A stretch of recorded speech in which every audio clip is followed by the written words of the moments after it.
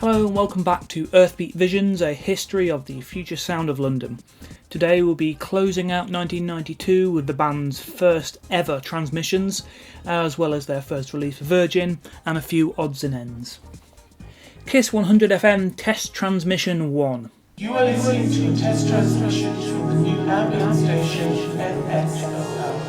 So says the Earthbeat central computer in this, the first of what would come to define FSOL's approach in the 90s, a transmission. At a point when DJ mixes were taking off in a form of their own right, and dance artists were beginning to play live as opposed to the miming of PAs, Dougans and Garry Cobain immediately went out their way to stand out from the crowd by naming their radio shows Transmissions. Within a year they would drop the idea of being a band altogether, defining themselves as a broadcast system. And it all started here with one of two test transmissions created for KISS FM, the former pirate station that became the UK's first dance and urban music oriented broadcaster. The slot originally came about due to Colin Dale being away and needing someone to fill his show. As a big fan of FSOL, and with them being very much on the rise, they were asked and happily provided a show on DAT. Please select time zone. You have selected the future. Please select global status. You have selected London. Thank you for using Earthbeat Central Computer.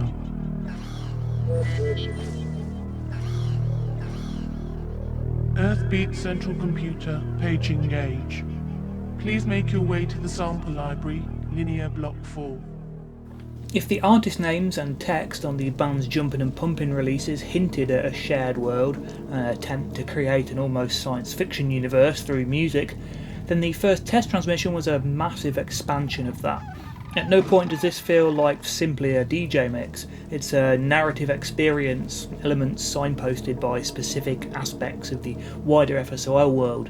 Earthbeat isn't just a dingy studio in a North London suburb, it's a futuristic place run by a central computer with a spoken user interface, Alexa, eat your heart out.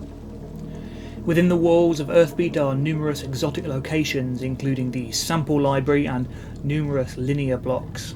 Linear Block 5 will end up going to be used as a track title. And guiding the listener around its labyrinthine paths are our two guides, Yage and Cyberface, who not only introduce tracks that are playing but have petty arguments and recite surreal verse. The group were looking for a way of talking between tracks that was something more than simply DJ chat, and having the show pre-recorded gave them plenty of time to experiment. Brian was playing around with various effects he could place on Gary's voice, and Yage was born when it was pitched down. Garry then suggested pitching up, and Cyberface followed, with all the interaction between them being improvised. In 2024, some of it feels very quaint. The idea that an all-powerful central computer would have to use a pager to get in touch with Yage is hilarious, and the voices tread the line between trippy and ridiculous, usually falling into the latter. In the more innocent time of 1992, broadcast late at night, when most listeners were undoubtedly somewhat foggy-minded through alcohol, drugs or simply tiredness, it would certainly have seemed a lot more exciting and futuristic. Browsing YouTube videos of the KISS transmissions reveals hundreds of comments from listeners of the time who have the fondest memories of how mind-blowing and ahead of their time these broadcasts seemed in 1992.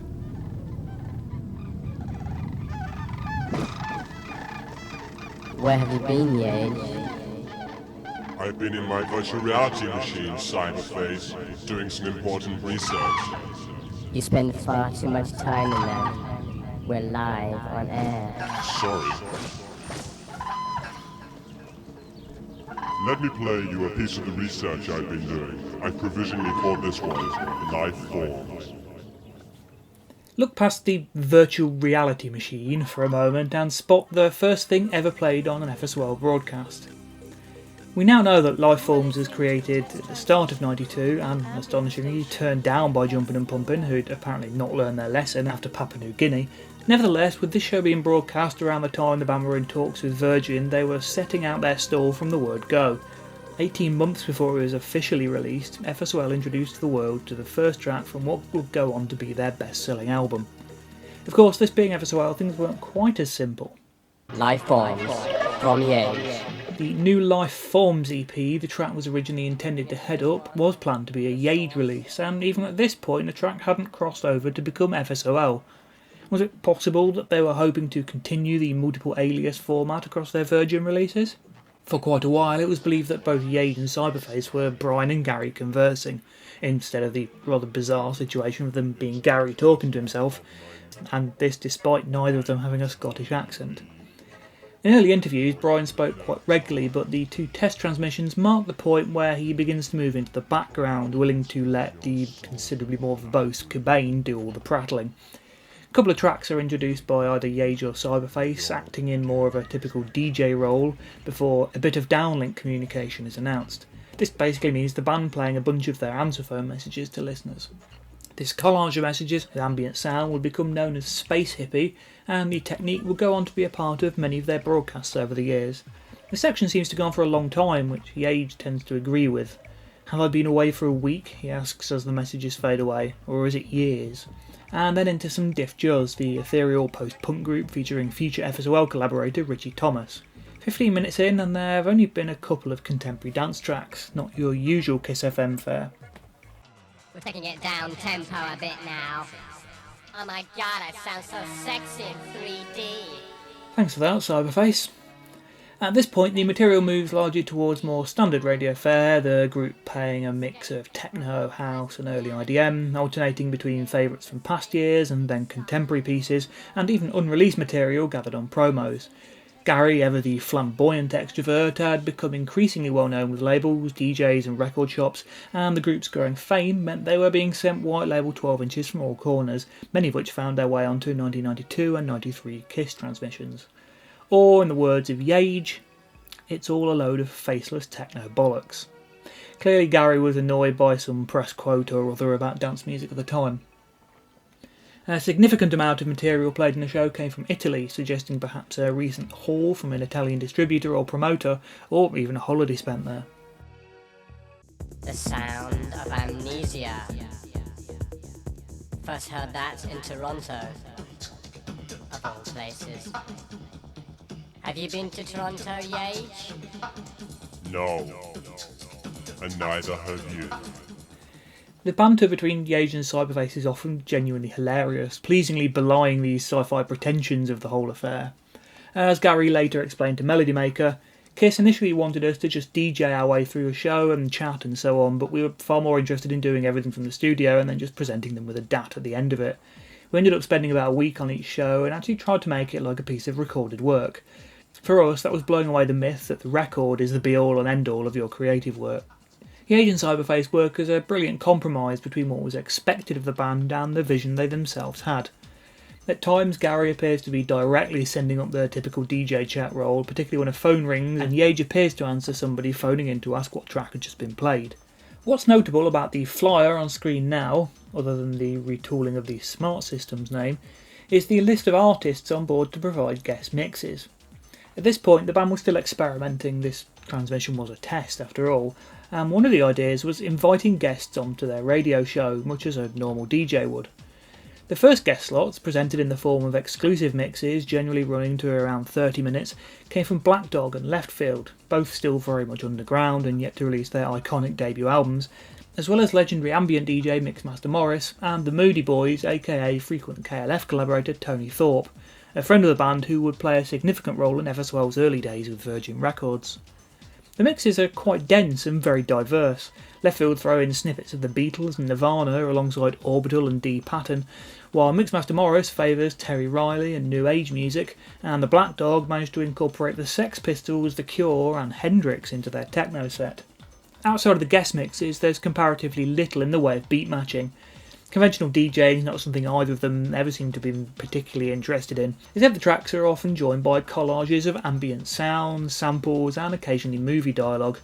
These environments are still somewhat primitive in comparison to the ones they will develop over the following year, but significantly more complex than the brief bursts of sound that link tracks on Accelerator. They also help blur the line between the early 90s dance material and the less club-friendly tracks, for this is the first time the public were given the opportunity to hear Brian and Garry's influences come to the fore, with Cabaret Voltaire, Diff Juz, Vangelis, The Biting Tongues, Tamita and Peter Gabriel representing their combined interests in ambient, industrial, post-punk and new age music. A handful of Dougans Cobain originals are scattered throughout the show, including, perhaps unsurprisingly, Papua New Guinea as well as Child of the Bass Generation. Later on, then exclusives Expander Remix and Metropolis appear back to back, the former remaining unreleased until 2 years later, the latter being prepped as their first Virgin release at the time of transmission, and probably receiving its first broadcast on this show. Most intriguingly, just before the 2-hour mark is an unreleased FSOL remix of Holy Ghost Inc.'s Mad Monks on Zinc, featuring the famous Yage flute for the first time. Aside from the ridiculous dialogue, the show is also watermarked with robotic voices, most notably speaking the phrase "moving further into the future sound of London." This particular sample still finds its way into mixes to this day, being possibly the longest lived element of the entire FSOL audiovisual world. We're going back to the sample library now. The phrase sample library has worked its way into the FSOL fan lexicon, now being the name of a sub-forum on the FSOL board, and being used to describe the collection of samples of numerous music producers, myself included. It's interesting that by this point they were already pushing this sample-forward perspective, despite a number of the FSOL tracks released in '92 still being heavily synth-oriented. As well as the inclusion of life forms at the start of the show, it feels very forward-thinking, the band already working a long way ahead of what they displayed to the public. Test Transmission 1 is a number of broadcasts that was taped and shared as a bootleg, initially through tape and CDR networks and later via FTPs hosted by members of the FSOL list, an email-based discussion mailing list active from the late 90s through to the mid-noughties. The bootleg captured about 50 minutes of a show, either the side of a cassette or a single C60 tape, beginning with Child of the Bass Generation and fading out with the Yage flutes. As one of those early bootlegs, I listened to the 49 available minutes of this mix on a regular basis, at least once a week, for a year or two in my late teens while waiting for new material to come along. At that point, the known FSOL catalogue was comparatively small, and any unheard material was a lifeline to fans who'd been waiting years since We Have Explosive. Such is the level of my fandom that I would happily listen to the show, itself containing no unheard FSOL material other than the minute or so of Mad Monks on Zinc, despite my own personal loathing of Smells Like Teen Spirit, which seems to go on forever during the left field mix. A small number of promotional cassettes containing the entire show were distributed in late 1992. One wonders whether there was a larger release planned at some point, with Rob Manley seeing a significant promotional benefit of these shows, and it helped spread the band's name more and get more acclaim. The show appears to have been constructed in 6 blocks, which were then mixed seamlessly onto a DAT when sent over to Kiss. On 15th November 2008, the 6 individual parts were made available as part of the inaugural launch of the Pod Room, FSOL Digital's transmission and podcast repository.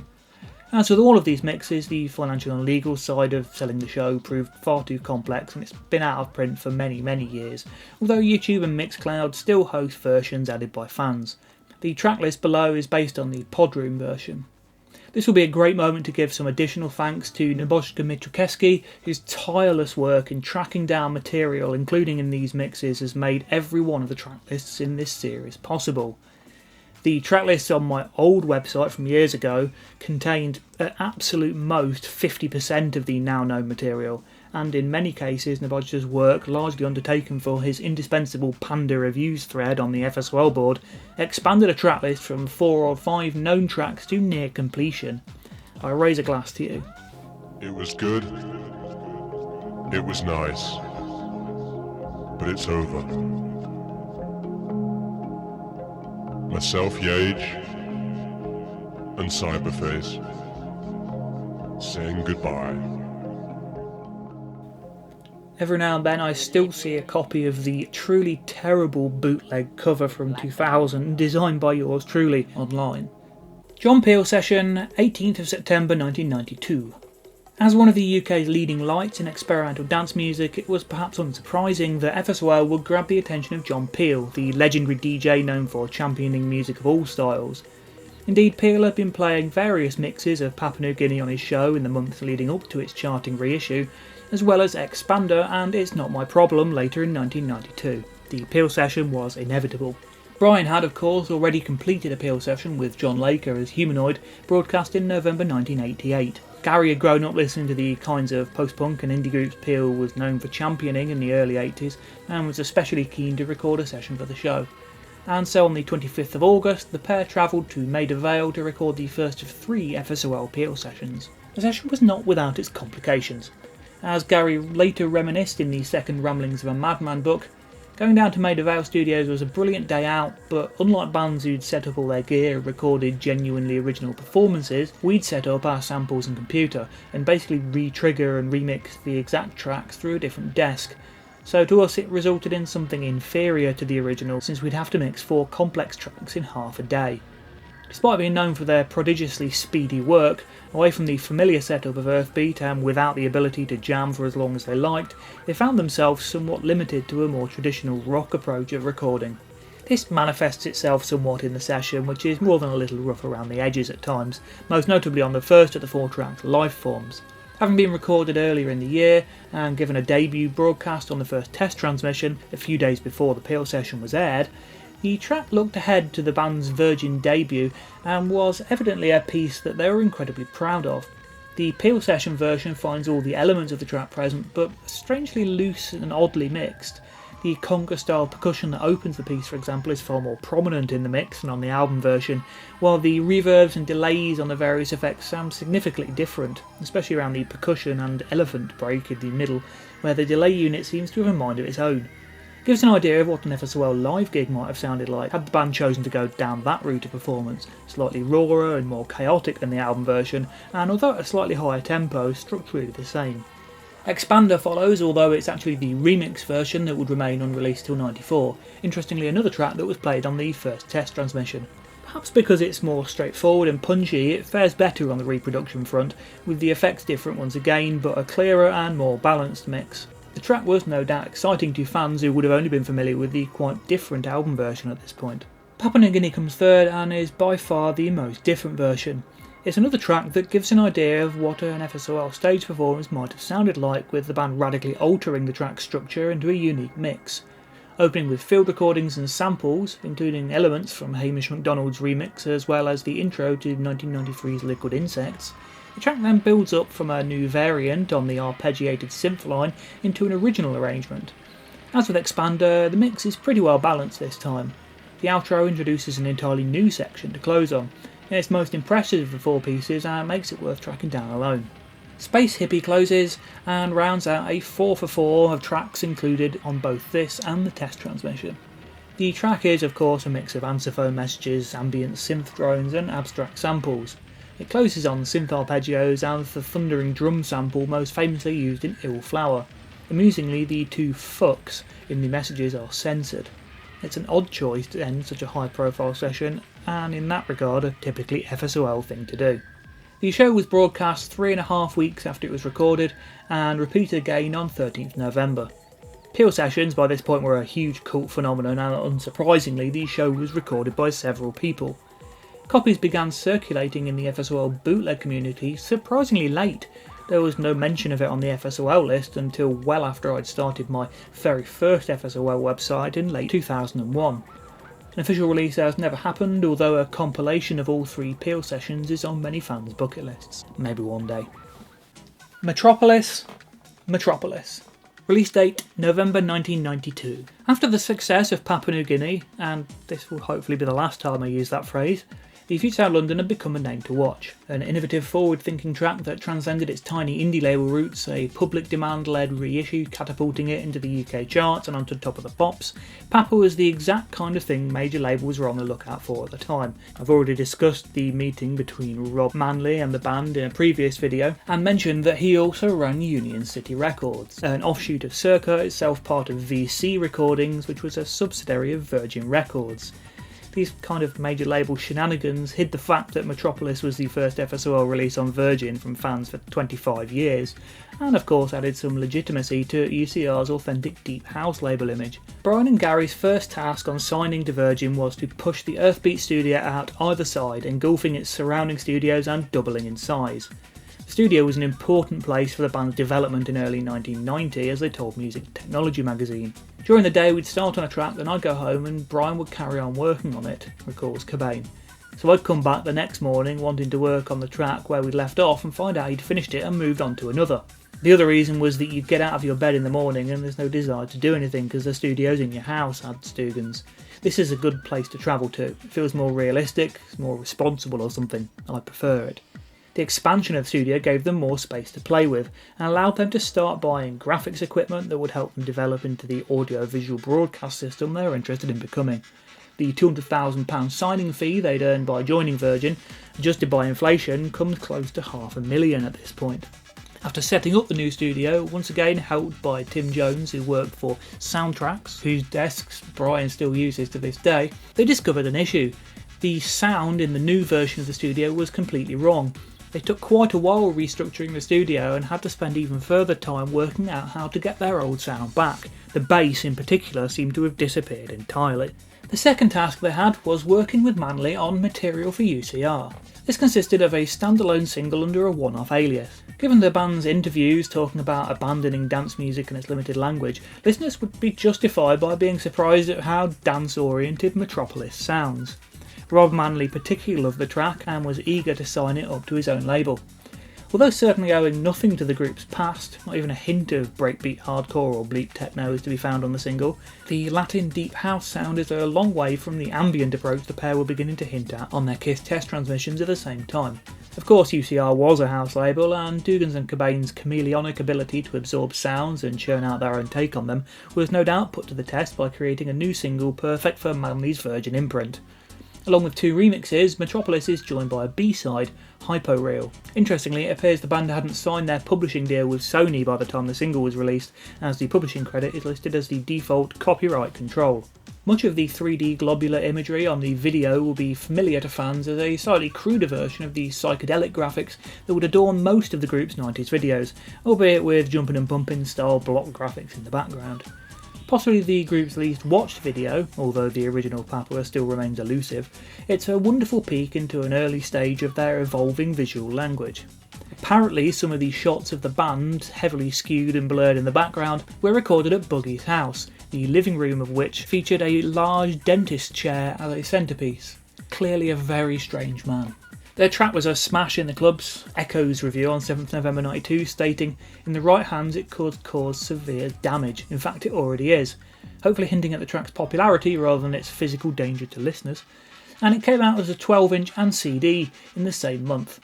The sleeve features no credited designer, although it's almost certainly a Buggy image. The label's usual generic design is missing, and the disc and label font is identical to that found on the barely comprehensible babble on the front of Stacker 92. Garry's final ever credit using the original spelling of his surname is to be found on the sleeve, in a reversal of the JMP format. Only the Earthbeat logo makes it over from the Passion Music years, appearing with the Earthbeat text for the final time. The phrase Research 01 appears on the promo 12-inch, tying it in with the way new tracks were disguised on the test transmissions. The standard 12-inch incorrectly lists the same running order as the CD on the sleeve, but the correct order is listed on the labels. The track didn't chart, but its popularity in clubs signified that Manley's signing was successful. This would of course be the last club-oriented release of original material by the group. 1993 was just around the corner, and with it, a new musical world was about to open.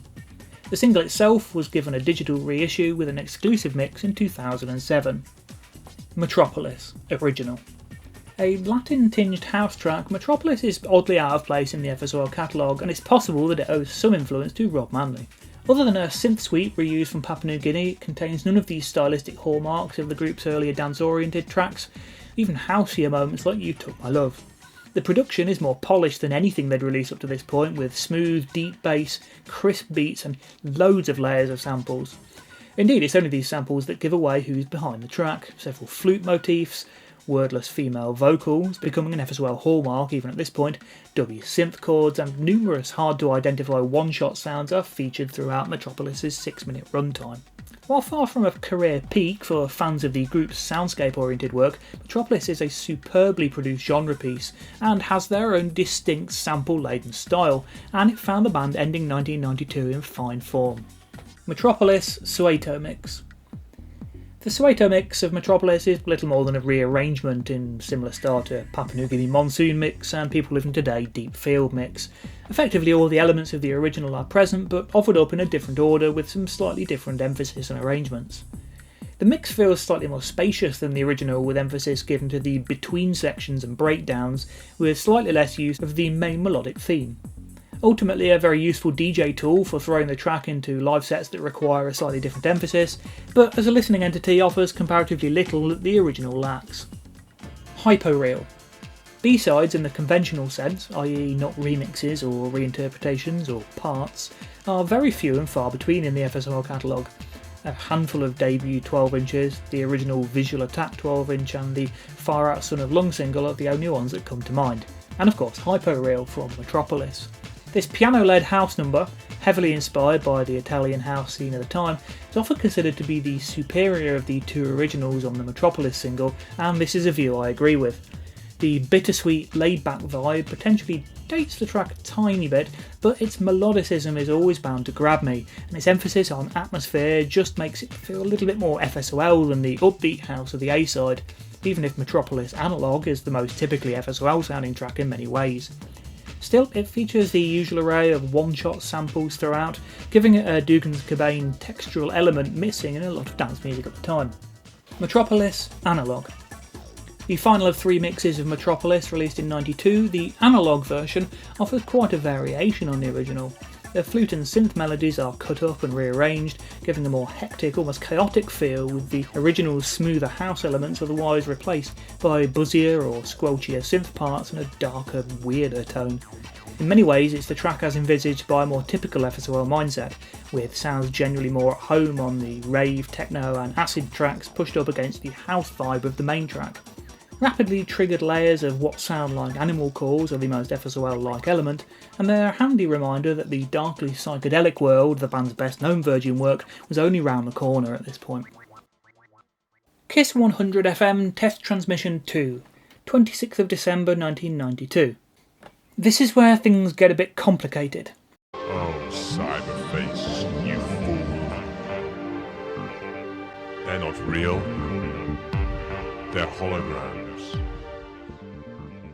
Between 92 and 93, Brian and Garry recorded 8 shows for KISS FM, 2 test transmissions and 6 standard transmissions, and we've only ever had 7 broadcast dates.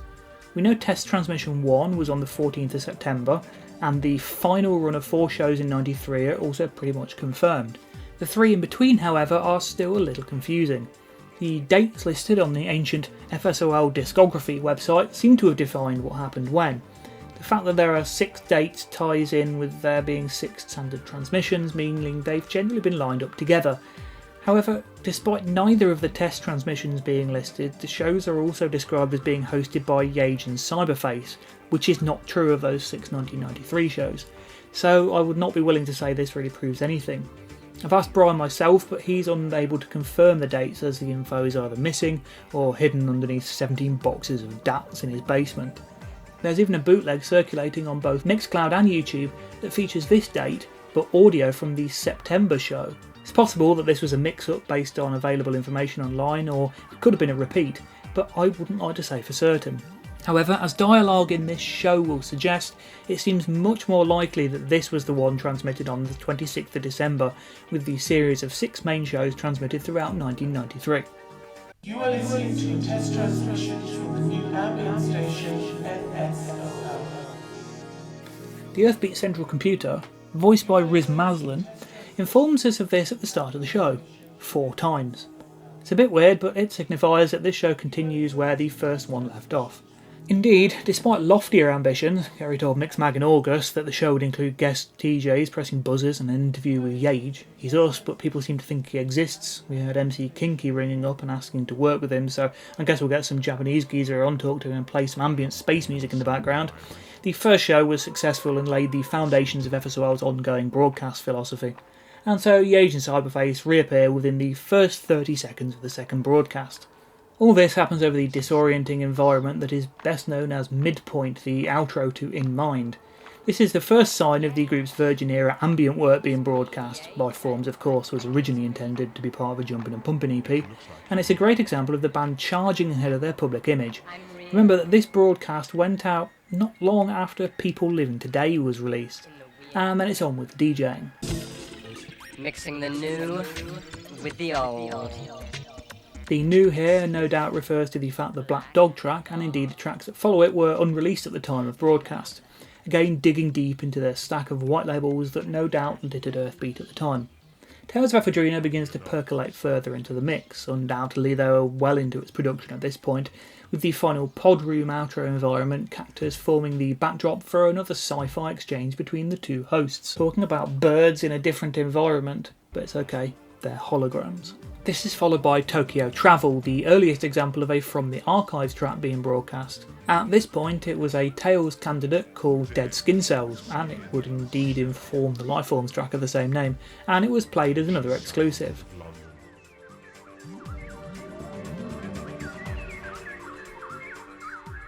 Location VFT.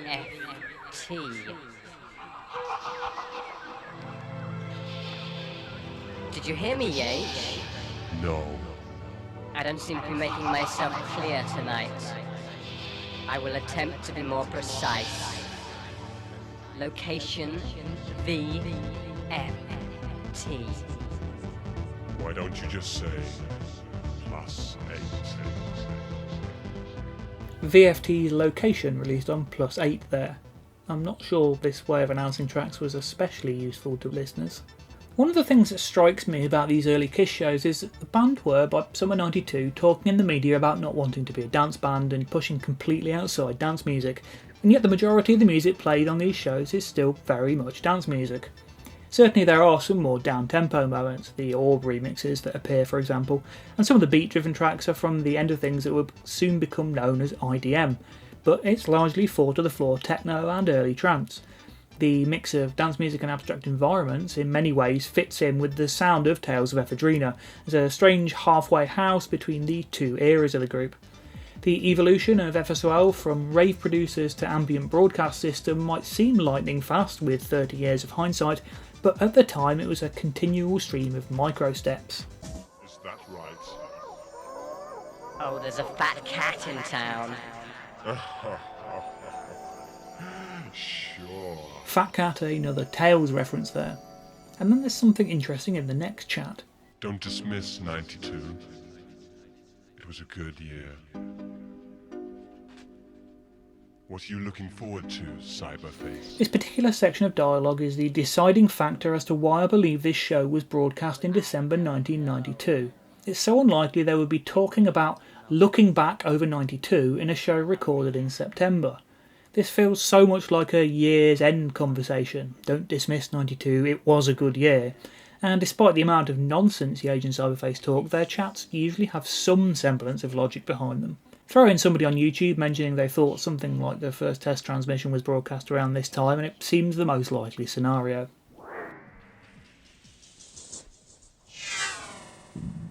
Oh, my life.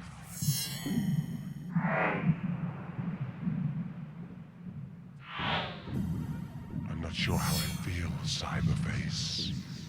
You're okay. Are they liquid insects? Relax.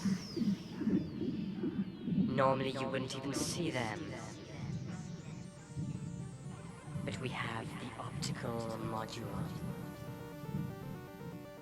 I think this is my favourite of all the nonsensical sci-fi banter Yage and Cyberface engage in. The phrase optical module is given so much gravitas as if it actually means something.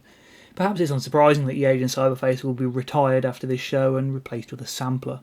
Plasmatical from Archived 8 gets its debut here under the name Plasma, and with the odd suggestion that it might have even been considered a Cyberface track?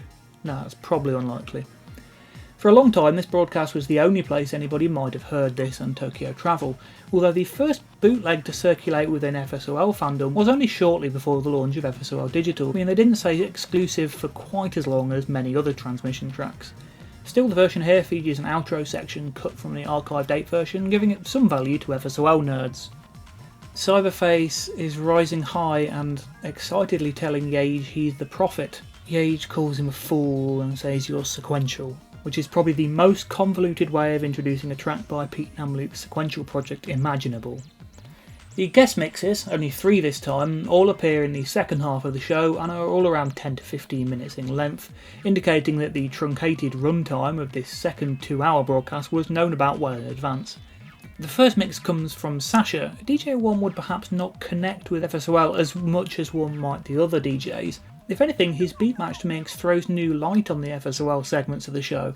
Sasha's blend of hardcore and house feels kind of backward looking in comparison with FSOL's selection, which, while still largely dance floor oriented, feel far more connected with the post-rave movement than the tracks in Sasha's mix. On the topic of post-rave music, one thing that stands out about this second broadcast is the rise of several notable names. Between a number of largely forgotten DJs and producers, many artists who went on to define electronic in the mid to late 90s feature in this mix, with The Black Dog, Richie Hawtin, Pete Namlook, Global Communication, Leftfield, Underworld, Moby, Sasha, Andy Weatherall, Aphex Twin and The Orb all present. It almost feels like a who's who of 90s electronica. Back to the Computer and Andy Weatherall's mix isn't really a mix at all. It is in fact an 11-minute demo of the Sabres of Paradise track Still Fighting. Quite how this came about remains unknown, but it's a fascinating curio. Liquid Insects and its intro environment 13th century Kitichi from Tales of Ephedrina are announced in a fairly unsubtle way. As one of the more straightforward techno-oriented pieces on the album, it's perhaps unsurprising that Liquid Insects was the first track to be premiered. Perhaps it's the slightly shorter runtime or the larger percentage of time given over to IDM and down-tempo tracks, but this has always been my favourite of the 2 test transmissions. Manufacturing times, promotion and using white labels to scope out DJ approval meant actual tracks were always released a long time after they were made, whereas the test transmission feels much more real time, watching the evolution of dance music at the era and also of the band's own productions. The inclusion of a track from Aphex's legendary Selected Ambient Works 85-92 only a few weeks after its release is a great example of this wonderfully contemporary approach.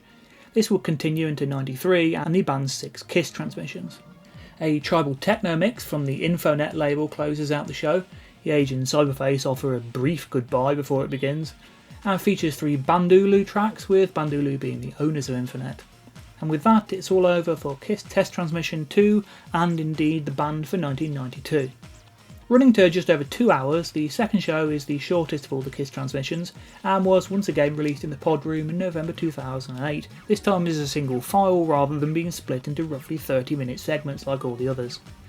The track list below is based on that version. Once again, the pod room version is no longer for sale, but it still can be found on Mixcloud and YouTube. And finally, some odds and ends to close out 1992.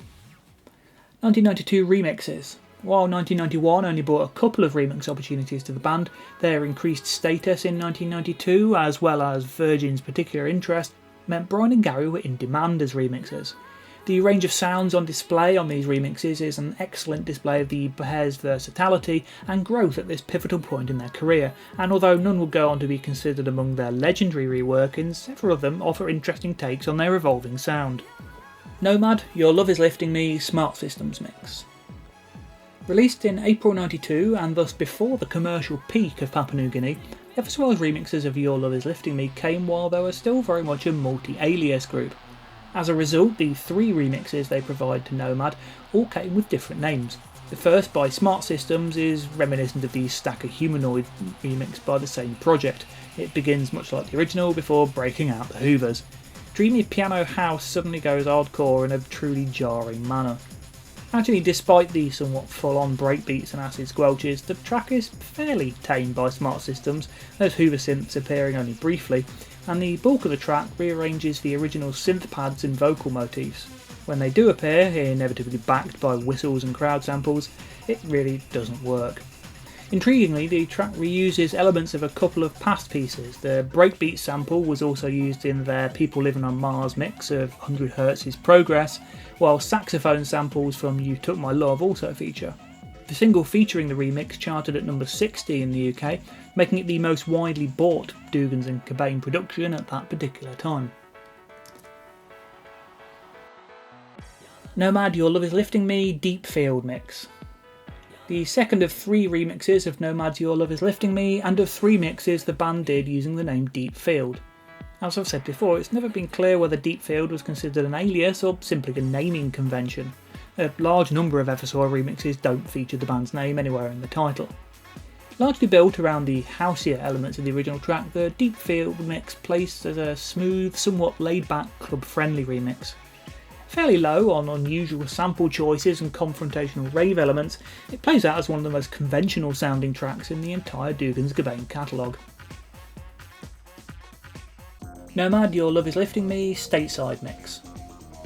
For a group calling themselves the future sound of London, the choice of Stateside as a remix naming convention has always felt very odd. Two remixes as Stateside Swamp and one as Stateside, none of which sound especially American. This remix of Your Love Is Lifting Me is the rarest of the three the band produced, only featuring on half of the single packages. The mix is an unusual blend of atmospheric acid elements, heard most clearly in the intro, and straightforward house, incorporating, unlike the other mixes, the full vocal track from the original. Along with a Deepfield mix, one of the more conventional dance tracks the duo produced. Inner City, Praise, the future sound of London Conceptual. The longest FSOL production of the 1990s, and to this day only beaten by the monstrous psychedelic bubble remixes and the two parts of the first Environments album, this remix of Inner City's Praise feels like the first moment Brian and Garry decided to up their remix game a notch. Although musically still very much in the conventions of 1992 dance music, in this case tying in well with Inner City's mixture of vocal house and techno, the track's scope and build-up, breakdown structure feels, frankly, epic in comparison with anything else they'd worked on before. Between their dance floor friendly sections, more ambient interludes appear with gentle clicking percussion and washes of effects providing texture and atmosphere. In many ways, despite the overall house vibe, the remix feels much more suited to home listening than clubbing, structured as a gradually evolving suite. The mix shares a number of samples with Metropolis, a piece undoubtedly recorded around the same time. The remix was deemed worthy enough by Inner City to be promoted to the A-side of the single, even heading up the CD edition, which managed a peak of number 59 in the UK charts. Not bad for a 15-minute progressive ambient house track. And while not a musically conventional piece for the band, house was always a rare aside for Brian and Garry rather than a passion, the runtime of the remix acted as a template for much of the remix work the pair undertook over the rest of their career. Inner City Praise, the future sound of London concept dub. If the future sound of London conceptual version of Praise found Brian and Garry applying a progressive atmospheric approach to house mixes, then the concept dub found them returning to earth and indeed the dance floor, with bassier, chunkier beats, a looped vocal refrain and a sensible runtime. This second remix feels intentionally directed at clubs. As such, it's probably of less interest to the ambient-leaning FSOL fan. It certainly lacks the atmosphere of the conceptual, although the layers of individual samples still lend it a certain spark that much generic dance music of the era often lacked. Inner City, Praise, the future sound of London instrumental. Now here's an obscurity. It took 21 years of looking online to even hear this track. I could, of course, have tracked down the promo 12-inch it was released on, although that never seemed to cross my mind. I recall it being difficult to find back in my disposable income days. Still, it eventually appeared online in 2021 and my remix collection was finally complete. The track, although nothing to write home about, is intriguing in a couple of ways. Firstly, despite sharing a very similar runtime, it's not just an instrumental version of the concept dub mix, but a 5-minute edit of the 15-minute Future Sound of London conceptual. Like that version, there's as much emphasis on ambience as there is house, and indeed the middle section is a long atmospheric breakdown. Lacking the vocals, the remix might well appeal to FSOL fans who are less enamoured by vocal house more than the other two remixes. Without the vocals, it feels almost like a sister track to Metropolis. Stereo MC's Connected Future Sound of London mix. Another obscurity that even the hardcore fanbase was unaware of for years. This French promo-only 12-inch remix of the Stereo MC's hit single Connected was brought to FSOL fans' attention at some point in the early 2000s after the record was first listed on Discogs. It's hard to know exactly what to say about the track, the band aren't very fond of it and it's not hard to see why. An ambient dub track built around a very unsubtle Pink Floyd sample and elements of the original piece, it feels undercooked and simplistic by Dougans Cobain standards, even if it was their first down-tempo remix and indeed a rare early sample of them doing a slow track in general.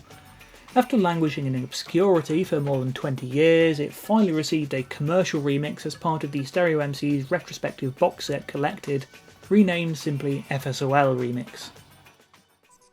Prefab Sprout, If You Don't Love Me, Deep Field Mix, and Stateside Swamp Mix. In their own hands, FSOL releases have a habit of becoming a bit confusing. When released away from the band's control, they often become completely out of control. You see, both the Stateside Swamp and Deep Field mixes of If You Don't Love Me are identical. The former is listed as running 5 minutes 46 on the sleeve, and it's quite possible that this mix was delivered to the label, but at some point or other a mix-up occurred, because the 12-inch and CD singles of this release offer the same track twice. I spent far too many hours tracking down different versions of these mixes as a kid to try and work out what the difference was. Given that both Deep Field and Stateside Swamp were both names given to only a handful of remixes, it's odd that they both got conflated into this one mix. What else? Oh yes, the Stateside Swamp mix and Stateside mix were both used for the same track. Confused? Me too. The piece itself is a genuinely lovely bit of dreamy ambient house, all ethereal piano chords, owl hoots and Paddy McAloon's cut-up breathy vocals. It's by far my favourite of the pre-Virgin era remixes. Throw in some of the synth whooshes from Papua and a brief field recording sample that would find wider use on Lifeforms, and you've got a wonderfully atmospheric track that feels quite out of place among the more dance floor oriented remixes the band produced in '92. Aside from the ridiculous track mix-up, the single release featuring the remixes had a few more idiosyncrasies.